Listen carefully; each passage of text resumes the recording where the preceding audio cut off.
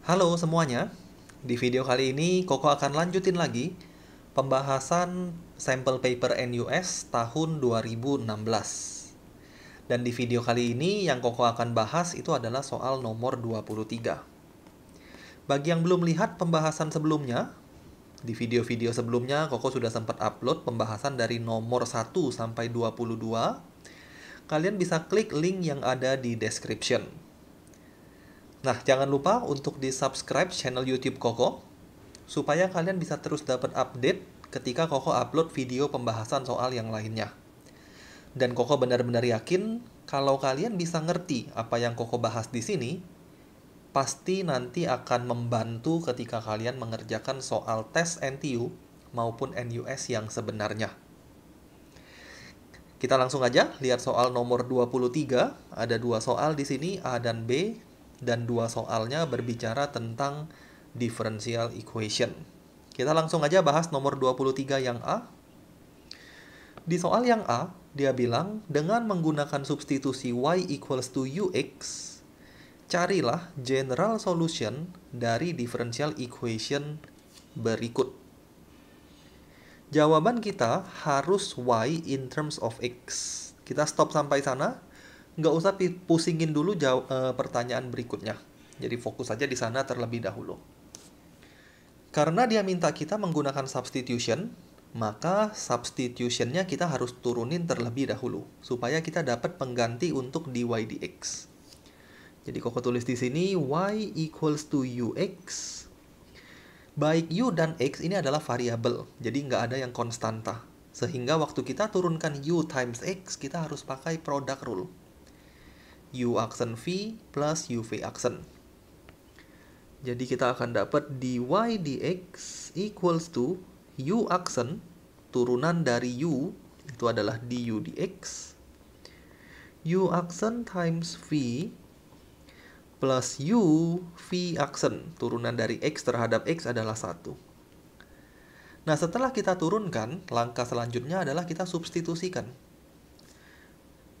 X dy dx, x kali dy dx-nya adalah du dx times x plus u equals to y-nya kita ganti juga ya, y-nya adalah u times x, ux plus 2x square minus 1.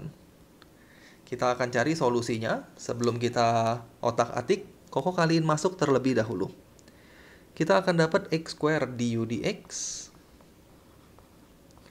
plus ux equals to ux plus 2x square minus 1. Sisi kiri dan sisi kanan sama-sama ada ux, kita bisa lenyapkan dia.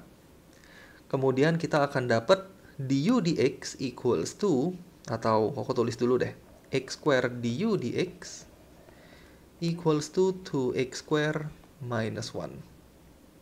X square-nya di-divide ke sebelah kanan, kita akan dapat du dx equals to 2 minus 1 over x square. Kemudian dx-nya kita pindahkan sebelah kanan, kemudian diintegralin ke dua ruasnya untuk mendapatkan solusinya. Jadi Koko akan punya du equals to 2 minus x negative 2 dx, integralkan kedua sisi. Integral dari du itu adalah u, integral dari 2 adalah 2x, dan integral dari negative x to the power of negative 2 itu adalah pangkat tambah 1, min 2 tambah 1 itu min 1, dibagi pangkatnya tambah 1 plus c, jangan lupa. Jadi plus c ini nggak boleh lupa, tetap harus ditulis. Kita lanjut ke atas sedikit. Dengan demikian Koko akan dapat u equals to 2x plus 1 over x plus c. Nah, kita sudah selesai dapat solusinya.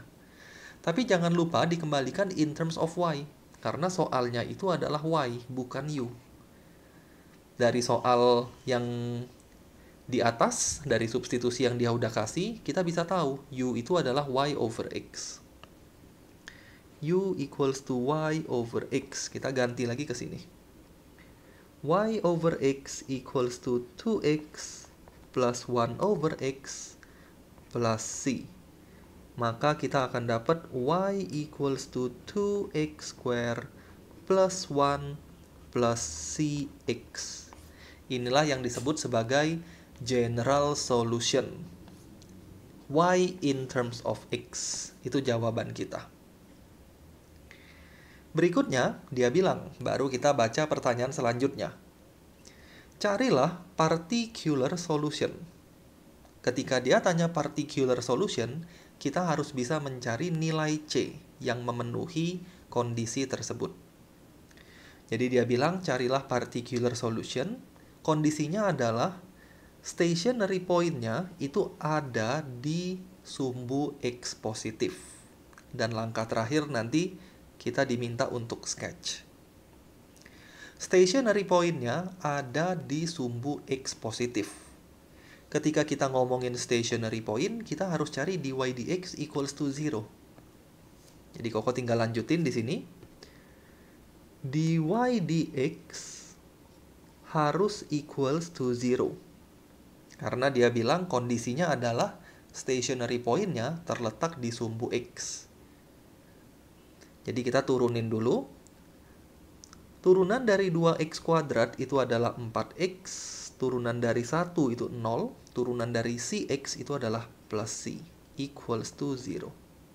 Maka X-nya Koko akan dapat negative C over 4. Inilah kondisi yang harus terpenuhi ketika X-nya itu min C per 4. Karena ini adalah X coordinate dari stationary point. Dan dia bilang stationary point-nya terletak di sumbu X. Berarti saat X-nya min C per 4, Y-nya harus 0. Jadi kita substitusi ke persamaan yang di atas. Y-nya kita ganti dengan 0, X-nya kita ganti dengan negative C over 4. Kalau dikuadratin, Koko langsung ya. C square over 16 plus 1. Kemudian plus C minus C over 4. Dari sini kita bisa ketemu nilai C yang memenuhi persamaan ini. C square over 8 plus 1 minus C square over 4. C kuadrat per 8 min C kuadrat per 4. Kita dapat min C kuadrat per 8. Pindah ruaskan ke sisi sebelah kanan. Kita akan dapat C square over 8 equals to 1. Maka C square equals to 8. Maka C-nya adalah plus minus root 8. Atau plus minus 2 root 2. Inilah kondisi atau suatu konstanta C yang memenuhi stationary point ada di x-axis. Nah, karena dia mintanya yang positif, artinya bilangan ini harus positif nih. Dengan kata lain, C yang Koko pilih itu harus yang negatif. Jadi ada satu yang di-reject. Jadi kalau kita tulis lengkap, C equals to 2 root 2 atau C equals to negative 2 root 2. Yang ini kita reject. Yang ini yang kita ambil. Kok kenapa yang positif yang di-reject? Bukannya biasanya positif yang diambil ya kok? Nah, ini harus hati-hati ya. Biasanya kebanyakan soal kita ambil yang positif. Tapi nggak selalu. Jadi waktu ketemu soal kita harus teliti terlebih dahulu. Kenapa Koko ambil yang negatif? Koko udah jelasin tadi. Karena dia bilang stationary point-nya ada di X positif. Artinya bentuk ini harus positif. Sehingga C-nya harus negatif. Kita akan dapat particular solution-nya. Kita lanjut di sini. Maka particular solution-nya adalah Y equals to, kita salin ulang bentuk general solution tadi, tapi C-nya diganti dengan yang kita udah tahu. 2x square plus 1 minus 2 root 2x. Inilah dia punya particular solution. Dan yang terakhir, dia bilang gambarlah, dia minta kita sketch this particular solution. Jadi Koko akan sketch fungsi ini. Nah, kita hanya sketch aja ya. Jadi kita kira-kira aja. Yang pasti bentuk kurvanya kita udah tahu. Pasti parabola terbuka ke atas. Karena koefisien dari x kuadratnya positif. Jadi ini y, ini x. Stationary point-nya Koko udah tahu. Stationary point-nya itu ada di koordinat min c per 4. C-nya adalah ini. Kalau kita ganti sekilas, x-nya itu adalah 2 akar 2 per 4, atau kita dapat setengah akar 2. Inilah x koordinat dari stationary point-nya. Setengah akar 2 itu kalau dihitung kira-kira berapa ya? 0,5 akar 2. Sekitar 0,7. Jadi kalau Koko anggap ini 1,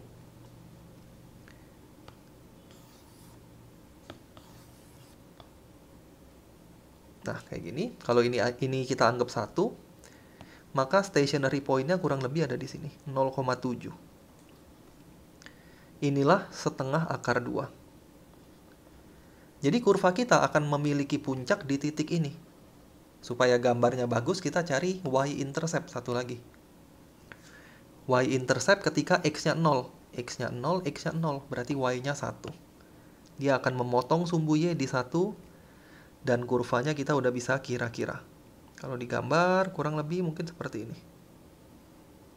Nah, inilah kurva dari particular solution-nya.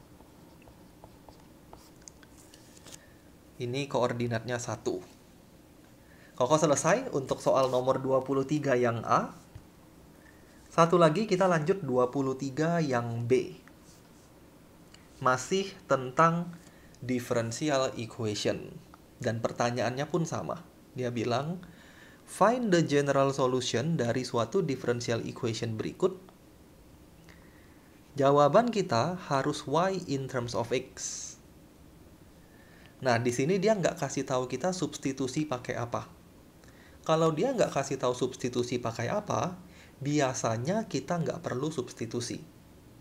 Jadi kita bisa selesaikan menggunakan integration by parts, integrating factor maksud Koko, integrating factor atau separating variable. Separating variable. Jadi ada dua cara untuk mencari solusi dari suatu differential equation. Sebenarnya ada 3, satu lagi substitution. Tapi kalau dia nggak kasih tahu substitute pakai apa, biasanya salah satu dari dua cara ini pasti bisa digunakan. Nah, kalau Koko teliti dari sini, soal yang ada, nggak mungkin pakai separating variable. Karena apapun yang kita lakukan, Koko nggak mungkin bisa membuat persamaan ini, ruas sebelah kirinya ini fungsi x, dan ruas sebelah kanannya fungsi y. Ini nggak mungkin bisa terpisah. Mau di otak-atik gimana pun nggak akan bisa dipisahkan antara x sama y-nya. Dengan demikian, yang harus dilakukan adalah kita akan coba gunakan integrating factor. Kalau kita mau pakai integrating factor, koefisien dari dy dx-nya itu harus dibikin 1 terlebih dahulu. Jadi Koko bagikan semua dengan x. Kita akan dapat dy dx plus 2 over xy equals to 4 over x sin 2x.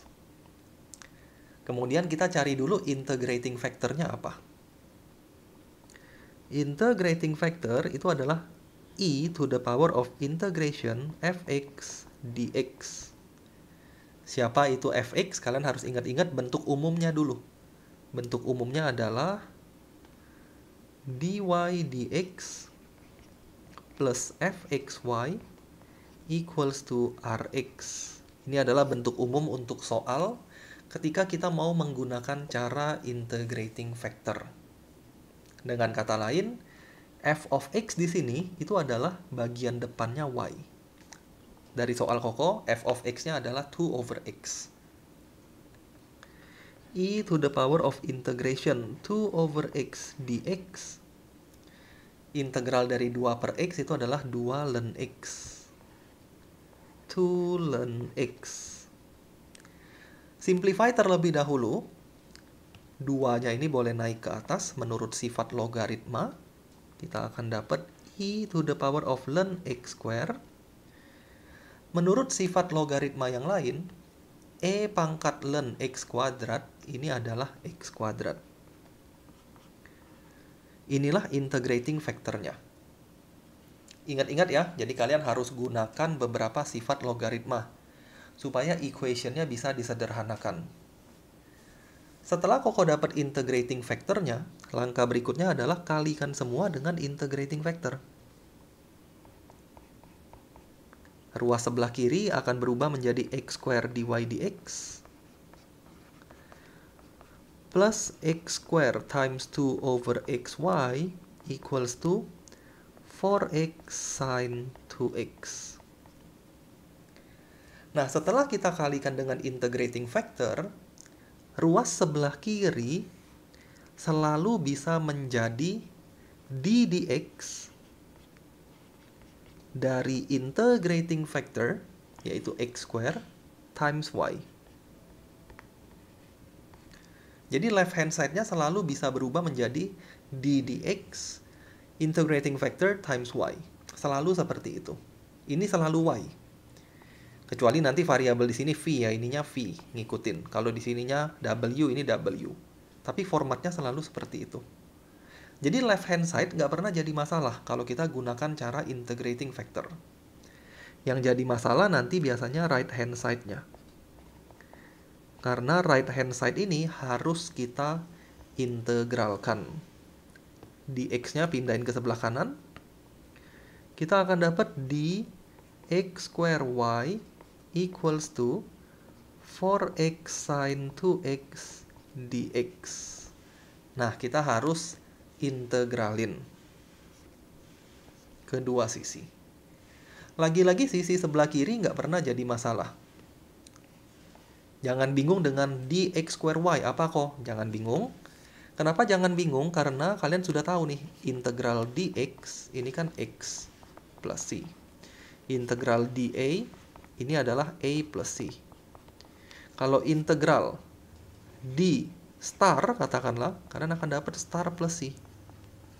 Dengan kata lain, integral d bracket, kalian akan dapat bracket itu. Jadi ini adalah x square y.